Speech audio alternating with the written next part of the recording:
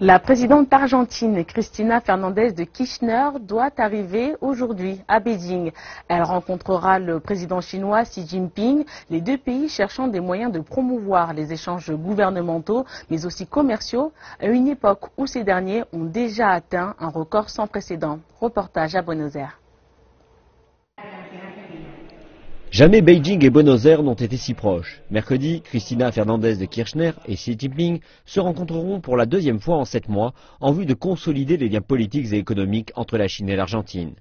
La Chine a récemment apporté un financement initial pour la construction de 2 barrages dans le sud de l'Argentine, faisant partie intégrante d'un immense projet hydroélectrique dont le coût dépassera les 4,5 milliards de dollars. Et les sociétés pétrolières nationales, Sinopec pour la Chine et YPF pour l'Argentine, viennent de conclure un accord pour explorer conjointement les gigantesques dépôts argentins de pétrole de schiste. Mais il ne s'agit pas que d'un investissement dans le secteur de l'énergie, car la Chine et l'Argentine sont toutes deux intéressées. Selon la Chambre argentine de commerce, le commerce entre les deux pays a atteint un niveau record en 2014. Et une délégation de dirigeants commerciaux a accompagné la présidente argentine durant sa visite. De nombreux secteurs considèrent cela comme une opportunité de pousser plus en avant les liens commerciaux entre les deux pays et souhaitent rentrer chez eux avec davantage de contrats signés.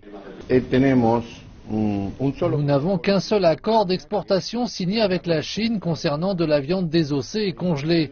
D'autres pays comme l'Uruguay, qui ont les mêmes normes d'hygiène que l'Argentine, en ont 5.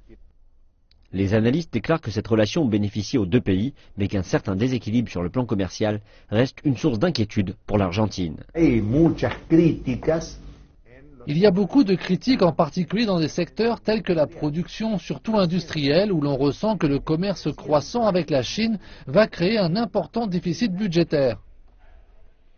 À une époque où la Chine investit massivement dans les infrastructures en Argentine et que la Chine est intervenue pour l'Argentine par le biais d'un accord d'échange de devises à plusieurs milliards de dollars pour stabiliser le peso, la relation entre les deux pays ne pourra que s'améliorer dans un avenir proche.